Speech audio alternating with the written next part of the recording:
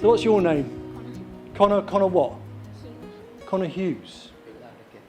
And it's a very good microphone, this is what's happening. And where are you from? Stainville. And you go to school? Yeah. Where did you go? Hughe family. Yeah. Where? Hughe family. All right. Is it good? Yeah. Excellent. So what I'm going to do, as you can see, I'm modelling your head in wax. A lot of it goes in my mouth. Don't let it put you off. Joan Hart, the pit nurse, was very worried about my health. She thought I was going to die of wax in my gums. It's a very soft wax. Get it into sausages and like plasticine very quickly. Now you've got a very difficult face to do because you're a young boy. And it's a lot easier when you've got what you call character lines. And my last patient, I call them patients, was a man called Keith, who was about 75, and he had lots of laughter lines. And so his face was easy to track. You could follow lines around it, and you know, you can get, it's almost like following a map.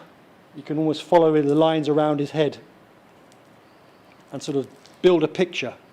Whereas you haven't got many lines around your head. So I've got to think a lot harder and look a lot harder. Every now and again I use a hot knife to dig a hole out like your eye. So I'm trying to create a basic skull first. When you make sculptural heads, it's good to get down to the bones. I don't know if you ever watch on telly. Do you watch when they reconstruct like a Neanderthal man, and they get like a skeleton? They imagine they get a skull. He's got a big bridge on his forehead and stuff, and they start sticking little bits all over the skull to work out how much skin was there. So, like for example, on your head there's not much flesh, but there's lots. So they would know that there'd be not much skin there, so they wouldn't put much flesh on the bone, but they would build it up there, and they'd begin to build a picture of what Neanderthal man would look like.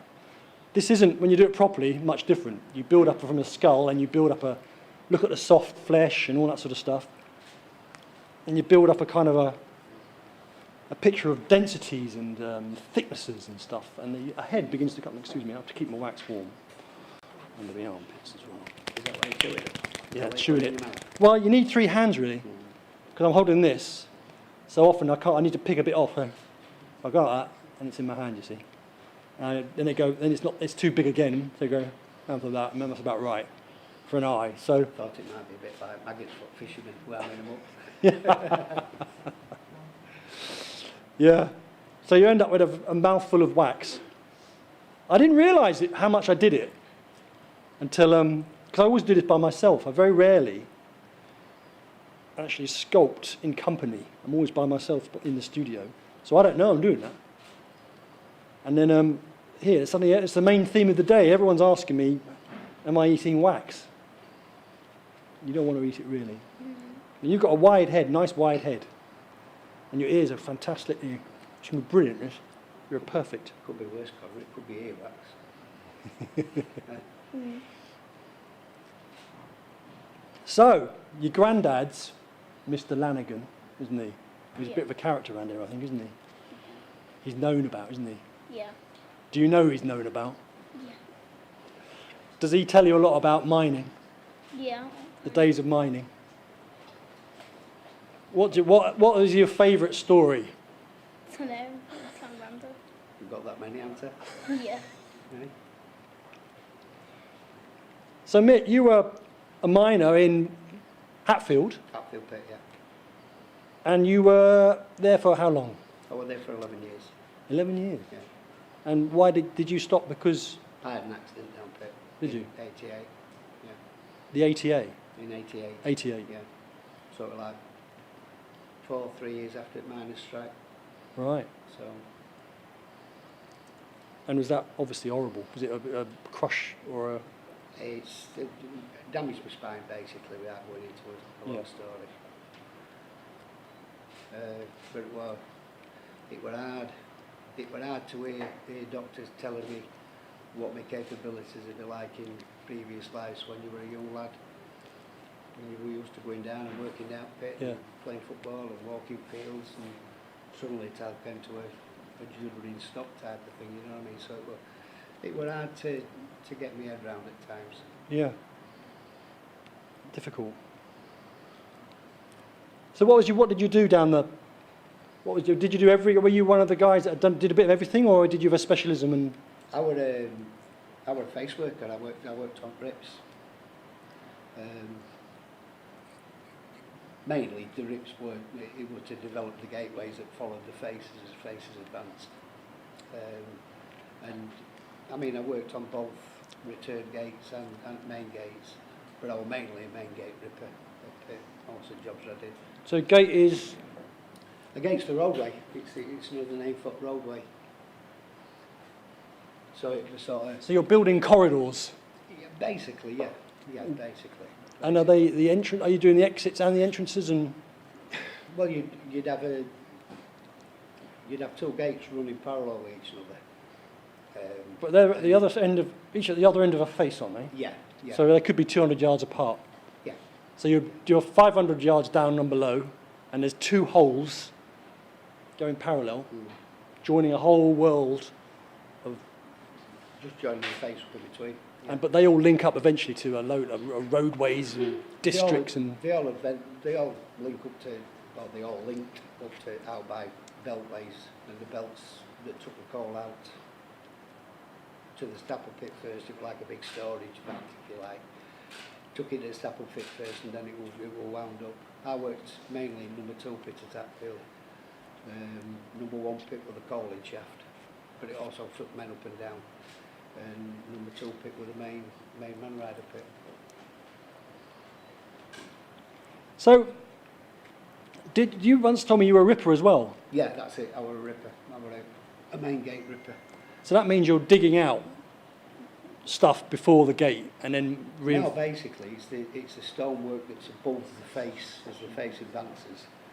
And again, depending on where you was, some ribs would give itself a bit easy. Some ribs you'd have to drill it, bore it, dynamite it, blow it down, and then load all that rubble onto belts. Cool. I was usually working in gate end, but there were like 2 jobs. Well, there were 4. It was a 4-man job. There were 2 lads that were working gate end. There were 2 lads that were working pack hole. Pack hole were basically part and parcel of the strata control system. Not a good job for a pack hole job. It was an hard job. Did you enjoy the work? I mean, was it something else that was? I mean, you're passionate about it. Is it because of the work, or is it because of? It was a mixture of everything, really. With the work itself, I mean, you know, you're doing this. At the end of it, you will take an amount of satisfaction for doing a job and a good job. I hope so. And literally, that was part and parcel of the work anyway. But in reality, it was a mixture of things. It was the camaraderie of the lads. I once told when I first started at Pit being old miner, you never ever call yourself a collier until your workmate calls you a collier. And I stuck with that for all my time. But as well as that, he said to me, best bit of advice I can ever give you, Mick, is that if you're ever in a pub car park knocking bits out of another lad that works down pit beer, always finish it with a shake of the hands, because he might be the next lad that's digging you out on Monday morning. So the camaraderie were a main part of working, and it's something I've never experienced before or after. No. the way that lads were. I have to say, you know, coming here for the first time when I was, you know, learning this, and I was really taken aback by the passion and still the sense of community and loyalty and comradeship, really, and brotherhood, I suppose you call it, wouldn't you? Yeah. The sad part about it is, I mean, I was talking to a chap, a taxi driver actually, a few weeks ago. I'll not use the right words, he said, but he said, this village is full of idiots. And I sort of threw my thumb over my shoulder at this gang of lads who were talking about. I said, you see them idiots there? He said, aye. I said, well, them idiots there, and again, it's not the word that he used. Them idiots there, they'd have been the ones with the balls to climb up into a 30-foot hole down pit and make it safe. all that's gone, all that's lost. It's not just the fact of losing 300 years worth of coal from the country. It's Future a fact, coal. Future coal, yeah. It's a fact of... Somebody said to me, what would happen if they opened a pit now, somewhere in England? Mm. And my reply was, it would do us no benefits at all, because we learnt off lads that had worked down pit all their life. They learnt their job off lads that worked pit all their life, and it were a follow-through, a generation follow-through type of thing. Mm. That's gone now. That knowledge. That knowledge, that knowing what you're doing, not just the job itself, but having the pit sense to keep yourself alive at the end of the day. That sort of thing's gone now. That unbroken chain is now blocked, and it's they'll never ever be able to fix it. Never be able to fix it.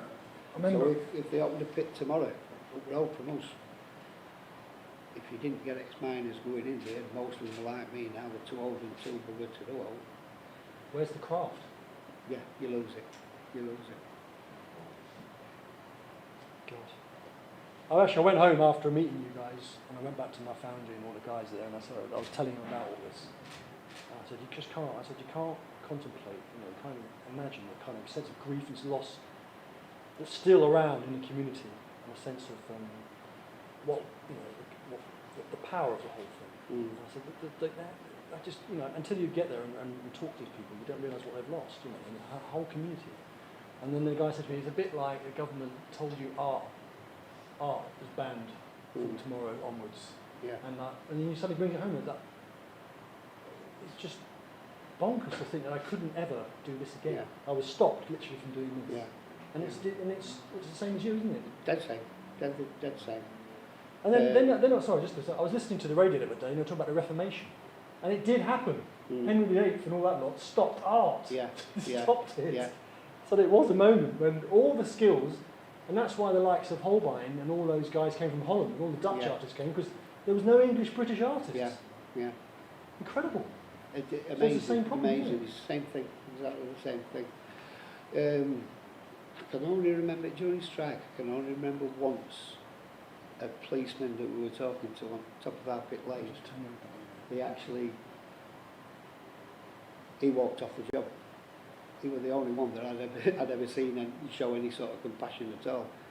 And he were actually arguing with the other coppers on our picket line that we got no else in the village. Wasn't it obvious we were going to fight for what we had got? Yeah.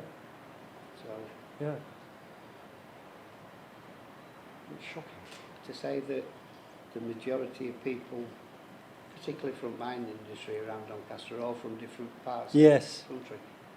I mean, Hartfield pit, it became known as a gypsy pit because we were picking up Welsh lads, Scottish lads, Geordie lads, Irish. My family came over from Ireland to work in pits. So in reality, It won't be like that. the Doncaster miners come from a wide range. Of people. I mean, Polish. We had a lot of Polish working in pits. So how do they come across? I mean, if we're talking what, in the 60s and 50s? A lot of them. There were a bloke that I got talking to. He was an old lad. He was working his time out, retired before he retired, and he was on a job called the taps. It was running belts basically. And he was a very quiet man. Very, very rarely opened his mouth to talk really, unless it was something to do with job. And I'd got a reading book in my battery pouch, and it was just a story about the Second World War. And he tapped it and he said to me, "That's wrong, that." And I said, "How do you mean?" And Yanni opened up and he pulled his arm up and he got concentration mark. And Sorry, I'm getting close, don't worry. he'd not gone in as a member of the Jewish community into it. He was a trade union activist. So like a political in prisoner. Poland. So he sort of got caught up in the political side of it. He escaped from there. He went to join partisans up in the mountains. Then he moved from there and went across, came across Channel and joined up with 3 Polish brigades in England. He were involved in D-Day, Gosh. and then got caught again and finished war out in another concentration camp where So he was caught on the beaches? he got caught somewhere in France,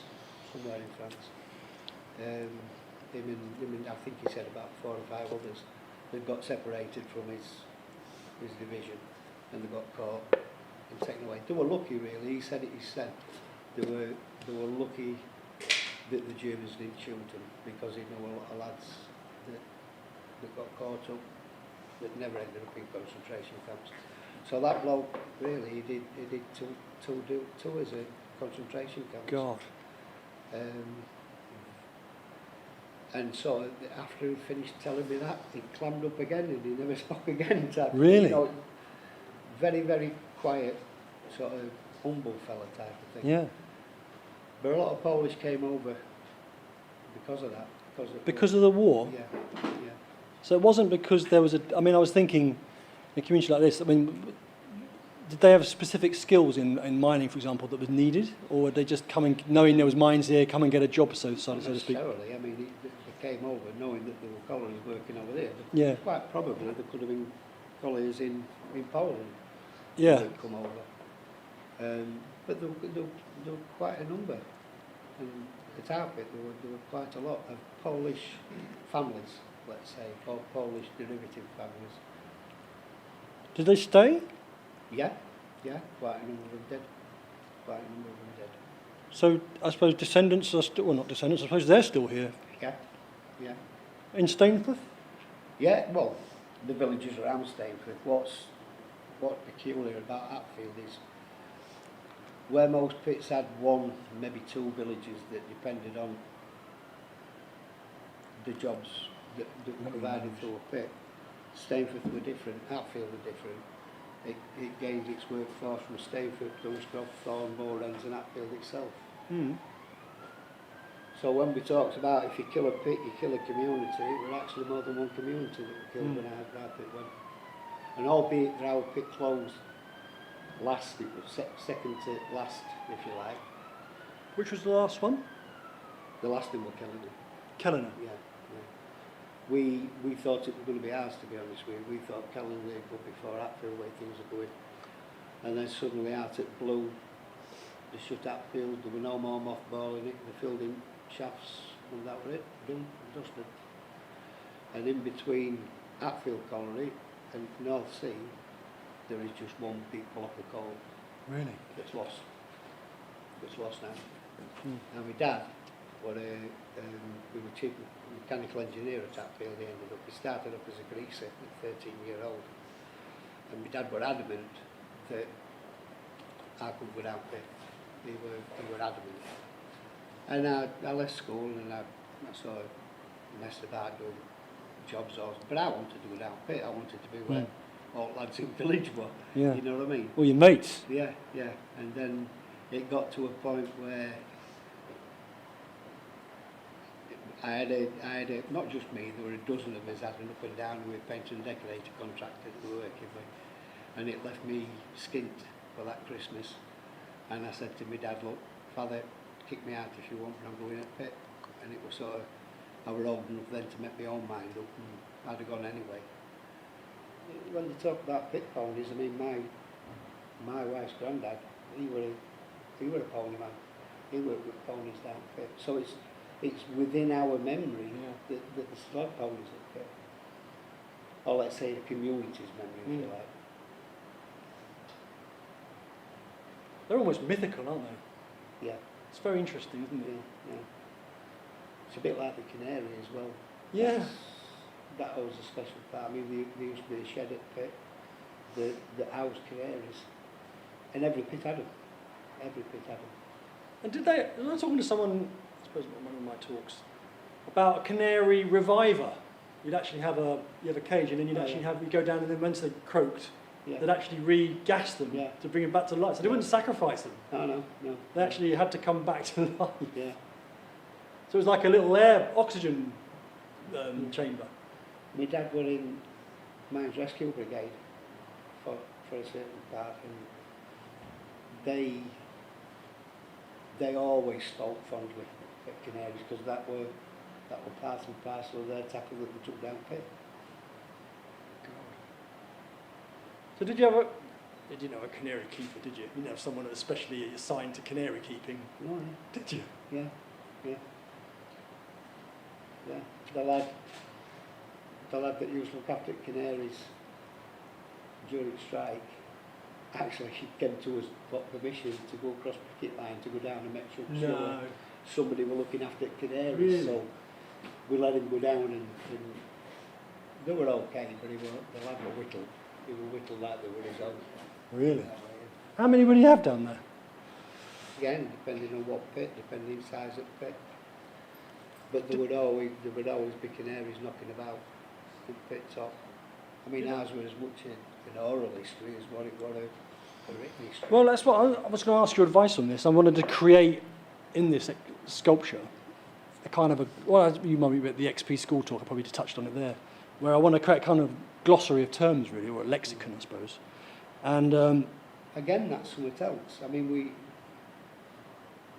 not so much his own language, but words that were employed down pit as regular words to use, ended up crossing over and became regular, normal words that we used in our own language. For example, I think I might have told you this one before, that nowadays if any young ones get an overtime job in a pub, if landlord lets them stay for a couple of drinks in overtime, if you like, it's now called a lock-in.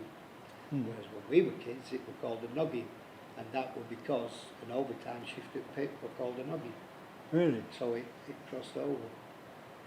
People like me that can naturally weave it can waffle, and that were a word taken that when you cut up the coal with your main machine, and it piles the coal up behind you on the face side, they drop the head and then come back, waffling it quicker all onto the chain. So if you could talk, you could waffle. So that is again going along with the loss of pit jobs, the loss of pit languages have been just as prevalent. Yeah. I mean, nowadays, if you put two pit lads together, I'll put two pit lads in a pub with a pint in front of them, and pit pillar can start. Pit pillicking? Pit pillar. And it were a thing that if you give it, you'd have to be able to take it. And basically, his pit pillar is winding up, I mean, a friend of mine, I've always said he was a black belt 7 down in pit pillar. Well, his mate of mine, and he's still like it now. But again, it's something that's lost. It's part and parcel of our makeup as mining villages that's lost, that's gone. And did the language change from pit to pit? It did. There were a lot of words that were similar, that were used the same, but dependent on what area, the language had changed. The words, not so much the language, but the words would change for certain things. And a lot of them, it's like our pit, there were a lot of words that were used down our pit that were prevalent in Durham coalfields, and that was because we had a lot of Geordie lads come from Durham coalfields working in Yorkshire pits. So they carried their words with them as well, and we adopted words from them. Right. And it became part and parcel of his makeup. Because that just wasn't peculiar to the miners, that was peculiar throughout the community. It weren't just miners that called it a noggin to get a lock in it, but it were, everybody called it a noggin. Because I did talk the other night, and we were talking to people, and they were, it was this, they were saying, they had words that were different, so they called a block of wood a Bible. We call them chop blocks. Chop blocks. See, so it was like these interesting changes in terminology for things. Yeah. Which I was quite, interesting. We're only talking 10 miles away. Oh yeah, yeah. But in saying that, if you look at Doncaster, at conurbation of Doncaster, and from one side of Doncaster to the other side of Doncaster, the regional accent changes.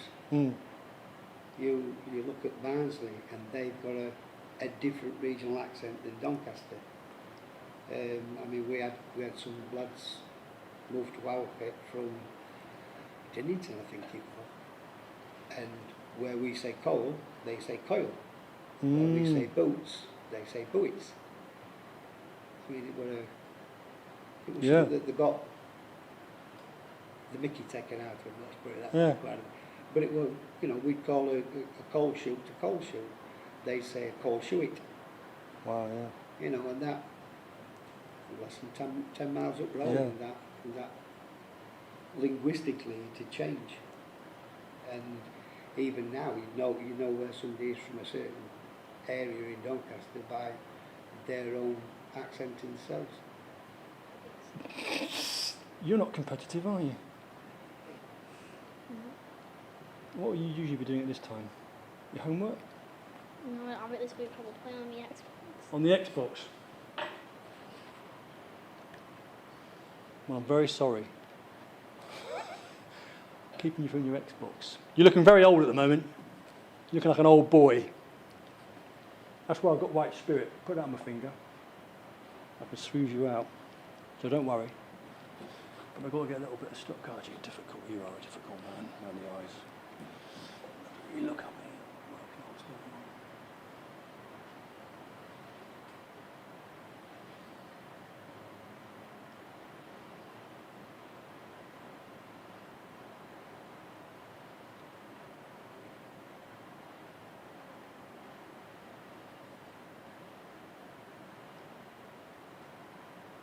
Sometimes even the light in the room, you want a shadow coming across so you can understand what's coming up and what's going.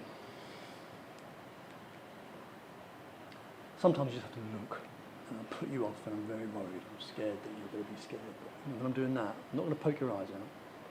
See, when you're doing life-size heads, that, like you can say, oh, it fits nicely. But when it's small heads, I can't use my fingers and my hands.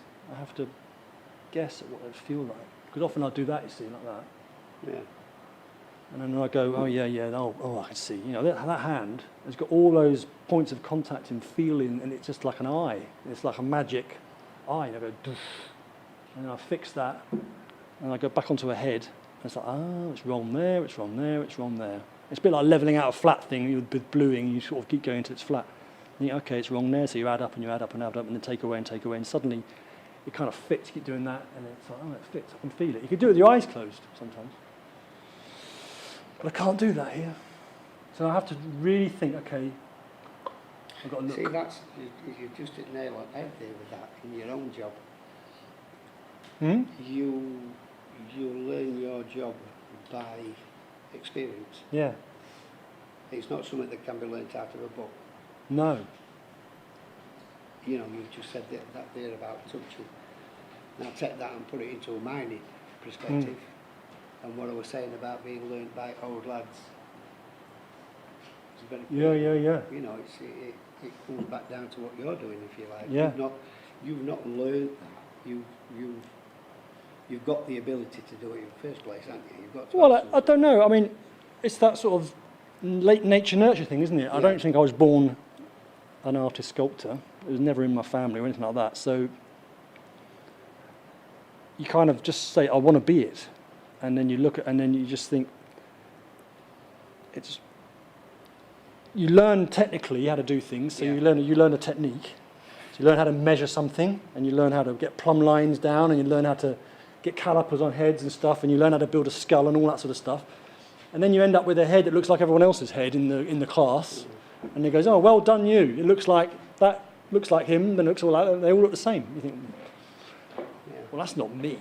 What am I going to be doing? You know, what's going to be different? What am I going to make? And then you start to think, okay, I've learned a few rules.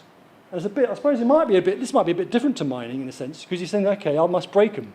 What I'm doing now is a massive breaking of kind of rules. Yeah. There's no way I should be having anyone in here. There's no way I should be talking to you. There's no way I should be doing it this fast. And, you know, the lights, everything's wrong. I'm not measuring. I'm not concentrating properly. I'm just instinctually making. And that is not how you do a head. And really, I've made my own technique. I've learnt my own way of doing things. And they're now me. They're just me. Yeah. So if people are watching this, you call it, I suppose you call it, in the art world, they call it behaviour. You've kind of learnt your own behaviour. I have my hands do certain things. I do that and I do that, and I have this sort of way of responding with materials to subjects, which is just, it's a bit like, I was thinking the other day how I often tie up a figure with string, tie something to it, and I tie a few certain knots. And then I thought, can I do that with a roof rack? I tie the stuff, I do the same knots in a roof rack, I do the same knots, with the laces, all that stuff. That's my behaviour, that's this kind of style of I work. And that's now gets put into my sculptures. It's kind of how I do things. It's my natural tick. It's my natural kind of sort of habit. And it's all come out of my sculpture now. There's just habits that I have and behaviour that I have that makes me me, and not that other person in the class. And it's taken 30 years to work all that out. And that's, I suppose, a bit different. Because, did you have, okay, Ripper, you were taught ripping, or whatever. Did you have another guy that did it in a certain way? Like you could tell the previous shift, you knew Jim had done that bit in the corner, and you knew Jack had done that bit, because there's just a way in which his behaviour had come through. Yeah, you may be right. I've never thought of it in that way, but yeah. It's like a signature. Yeah. Well, that's it. Albeit the job that they'd be doing shift before you and the job that you're doing after them is the exact same job. Yeah, you would have different styles, if you like. Yeah. Everybody would follow the same pattern of doing the job. You'd have a set pattern how to do the job. Bore it, fire it, clear it, set your bow, set your legs, sheet it in. So they were the sort of the commonality between every rip and every ripper. Mm. But then you'd have somebody that would maybe bore it a bit different, or they'd use a jigger in a different way, and a lot of that came down to experience and learning what not to do and learning what to do type of thing. It's interesting. These damn eyes, I don't know what are you got. Have you got big eyes or have you got small eyes? These ones are what they call big eyes and small. Sorry. And I've got to make it bigger. So that's quite difficult. Actually, that's already better.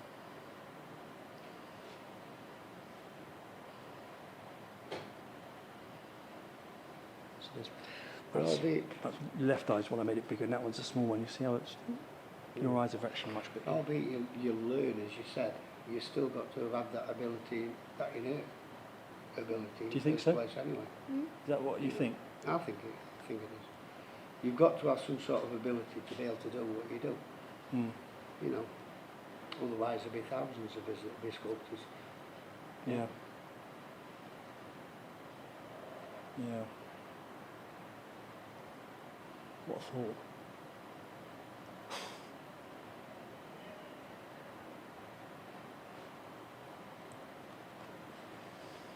So looking at the work that you do now, Yeah. put it against the work that you did at the start of it, God, there's got to be a hell of a lot of difference. there is. And that's the flip side. So I built a foundry when I was 18 out of a Hoover and a dustbin after being around India and studying, becoming an apprentice at the Royal College of Art and all that sort of stuff. I decided I couldn't work for anyone else. So I built myself a foundry when I was about 18, 19, 20. Started to do my own thing. Build and build and build. Don't yawn.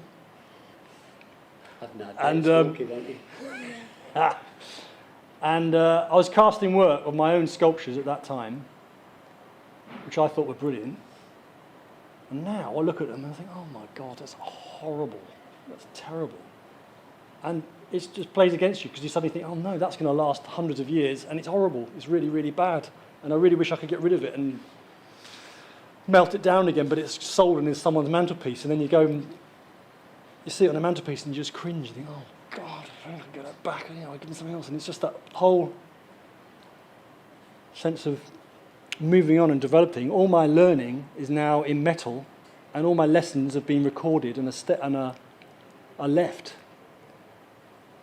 for people to look at basically. And in reality, as mining communities and ex-miners, that's something that we are not just aware of, but we're worried. We're worried. You're worried that because nowadays you're not passing on to them things to your kids and your grandkids, that it'll all come to a stop. Yeah. Because not just in with the words and not just in with the things, but there were a mentality of belonging to a mining community. You never ever said anybody's name down pit. If you were talking about somebody, you never ever mentioned them by name, because you didn't know if you were sat next to a relation or not. So it were always avoided like the plague. Let's put it that way. Albeit there's one or two sort of funny stories that wasn't observed and it dropped the lads in more. I'm trying to keep on the right side. It still exists, obviously, doesn't it? Yeah. And there were one of our lads' favourite story. We were sat on paddy, and this lad was saying that he'd been with a lass over at weekend, and he gave him blow for blow, what they did, etc. And as they got to the far end, this fish shot from the side of paddy, and it were a father sat his next thing. And he clipped him round nose and busted his nose and said, "That was my daughter, you be." Bloody hell. You know.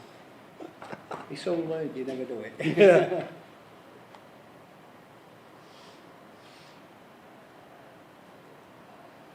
God, you imagine that. It's like showtime down there. Somebody says to me once, "What can you remember about growing up in a mining community?" The first word that came to mind was quiet. Really? Quiet. Because it were, like I said, with my dad being on he was a mechanical engineer, when it came to pit weeks and village would empty it, kids, everybody would go to wherever holidaying, and the village would empty it, kids, I were one of the only kids that stayed at village because my dad were working down there. So the quietness of them periods is something that stuck with me ever since. I mean, rest of the time you'd grow up and you'd hear, we had an open air swimming basin thing that miners built. And you'd always hear kids screaming and shouting, or kids in schoolyard screaming and shouting. But for that fortnight period, it was like being out in the middle of nowhere. Because 3/4 of the village had disappeared all over. And nearly every kid had disappeared on holiday. Amazing, isn't it? And that's what you remember. Something that stuck in my head. So you don't think about the fact that it was noisy the rest of the time. You think about the absence. Yeah.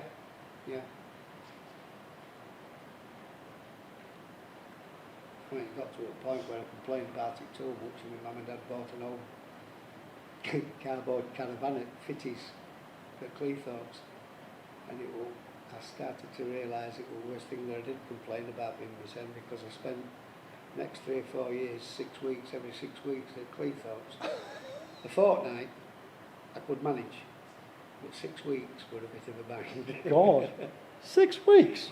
Yeah, my dad would take us out on first day of school holidays, drop me and my mum there, and leave us for 6 weeks, and he'd come back to work, and then come and see us every week. Really? Yeah.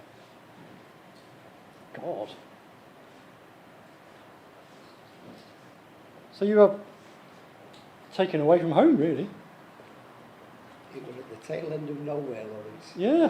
That was where that caravan was. A place called Fitties, far end of Cleethorpes. Fitties? Yeah. In fact, it was near enough opposite that big fort, sea fort, Second World War sea fort. And unfortunately, the biggest exciting thing that ever happened there were a load of lasses getting drowned on the ponies and riding ponies on the beach. Really? Yeah, and they got lost.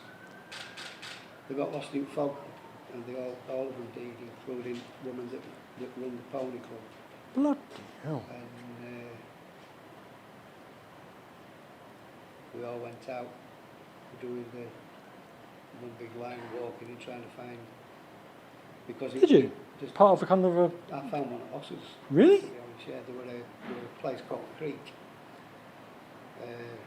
Anybody with a bit of sense didn't cross Creek, but everybody crossed it, basically.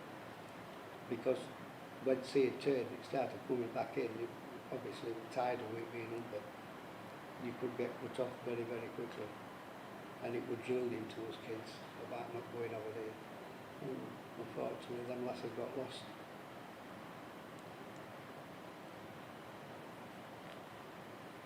God.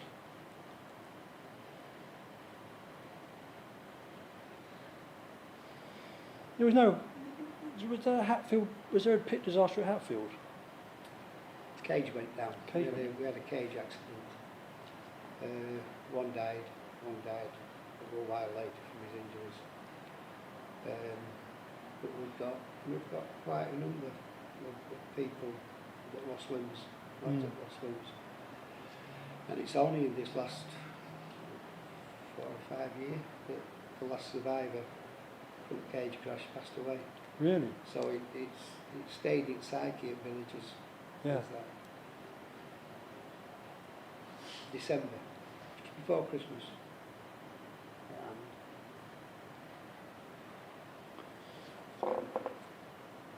Noses are.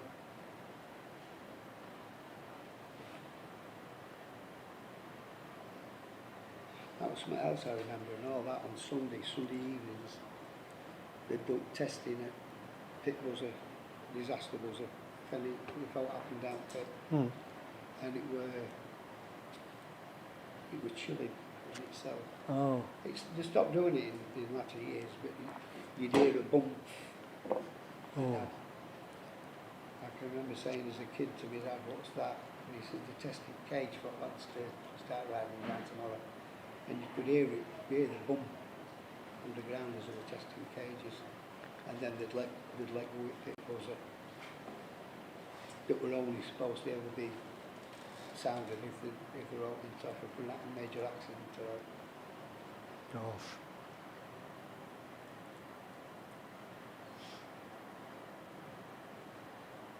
Are you interested in mines at all, that whole history? Or has it got to the point where you just... Sometimes. It's a great name, Yeah. The minute I first met him, I thought, he's a great player. Very generous, open-hearted man. Yeah. I have to sleep at his house. I have to sleep at his house on Friday Mm. to help him look after my cousin. She's only 2. Oh my word, so you're babysitting, eh?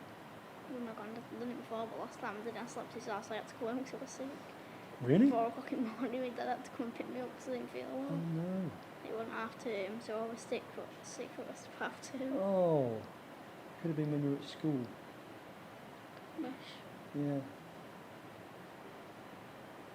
So how far away do you live from your granddad? Not long, because I'm allowed to walk there by myself. Oh. Well, go on my bike by myself. I'll never walk. Do you go out much? Do you play out in the... No, not much. What do you mean? None of my mates live near me. Don't you? Well, my mates live quite close, so I'm not even allowed to go down there. Really? Yeah. Why is that? I don't know, Mum just not like me. Yeah. My dad wouldn't. It's because she loves you. Well, she's let me walk home by myself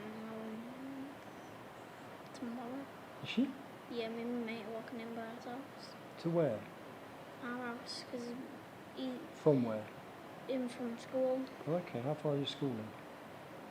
like 10 minutes. Oh, okay. Will it be dark or will it be light? No, because we finish at like 3:30, but it's still light.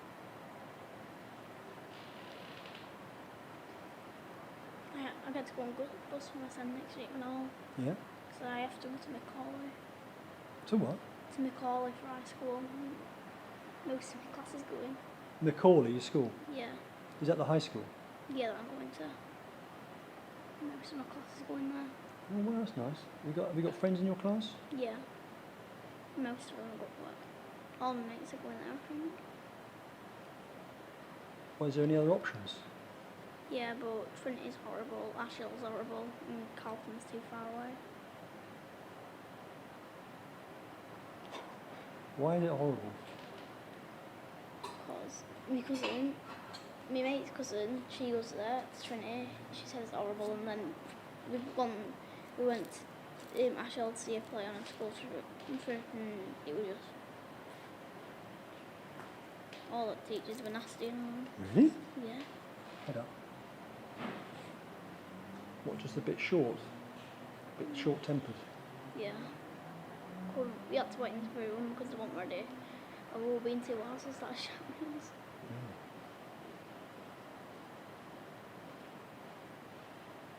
Start football training on Saturday and all. Start football training on Saturday and all. It's me. My dad's doing some on kitchen and then his dad runs it. Oh, wow. Do you do sport? Yeah, mainly football. Yeah? Yeah. Play for the school team? No, I don't have one. Don't know? We do football tournaments sometimes, but there's not like a specific team for it. Whoever brings the letter in first. Is it? Yeah, we did a football tournament at Keep Milk not too long ago. I came third. But I didn't do it. Where would you like to play if you played, when you play? Don't know. I support Liverpool, but I know. Support Liverpool. God, they lost to who? Did they? Swansea. What happened there? I fell asleep halfway through Yep. it. My dad had to pay £7, £8 for it on our TV to watch No. And you fell asleep? Well, not. Yeah. Well, did you see the goal? it. Yeah.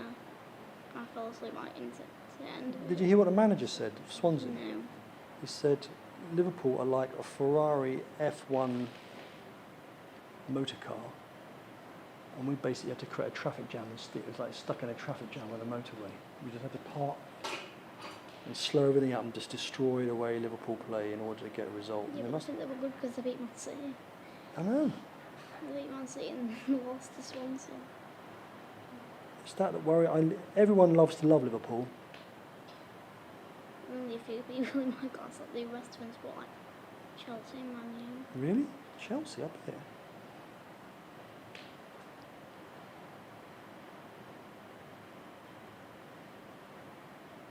Much bigger than them.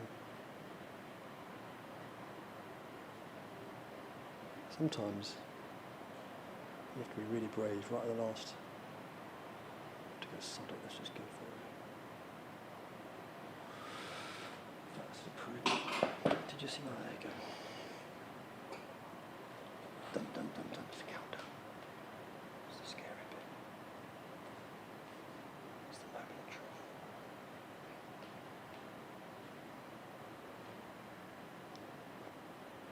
Look at me, look into my eyes, look into my eyes.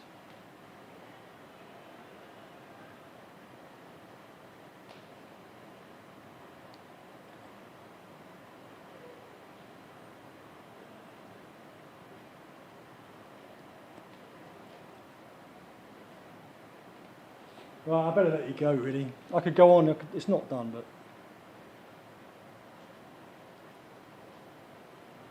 You're a poor fella. It was cruel, really, to ask you to do this. You're on 5 past 7, so you're doing really well on the time. Oh, that's not bad, is it? You came late, didn't you? You were looking at TV monitors for a long time.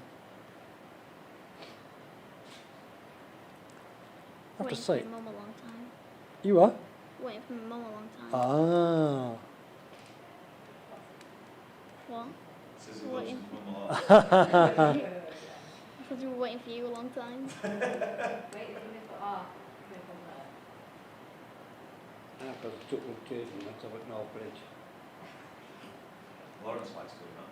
What's that? They said they took the wrong turn and went over the North Bridge. You like doing that, don't you? I ring Laurence, I'm like, where are you? He's like, just left it. I can't focus. Giving up, trying to get it. Give it up. I was panicking. Come and get me, I can see a church.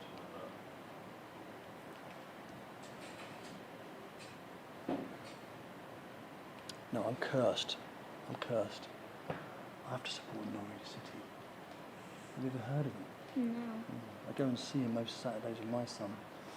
It's a weird activity going to be depressed every Saturday. It's just like, why am I doing this? I could be doing something good. Who's that with, Laurence? What? What team's that with? Norwich City. On the ball, City! Should you be an Ipswich fan? Yeah, it should be. But I was a rebel from the year word, you know. I've been to That's what's the name that's chairman now, isn't Delia Smith. it? Really Smith. We Where are you? we fully formed over Stephen Fry. I think Ed Balls is now our chairman, ex-chancellor of the or whatever. It's a very surreal setup. That ball's a surreal period. Yeah.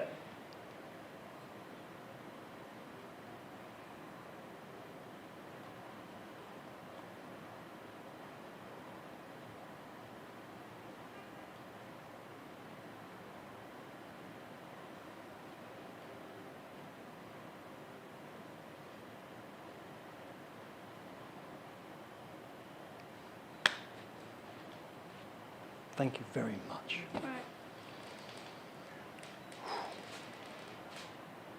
Well done, team. It's a wrap. Yay!